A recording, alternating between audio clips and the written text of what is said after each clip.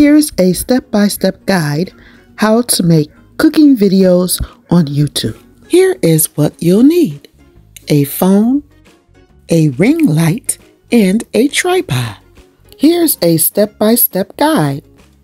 Ensure your kitchen is clean, well lit, and organized. Choose a recipe and gather the ingredients. Do a rich, here's a clip. bowl of comfort with a kick. This chicken jalapeno soup brings together tender shredded chicken, spicy jalapenos, tangy cream cheese, savory bacon, and sharp cheddar for a flavor-packed experience. To film shots like these, I use my phone, a Samsung Ultra 22. I either hold it in my hand or mount it in the tripod. Here, chicken, the phone is attached cheese, to the tripod. heavy cream.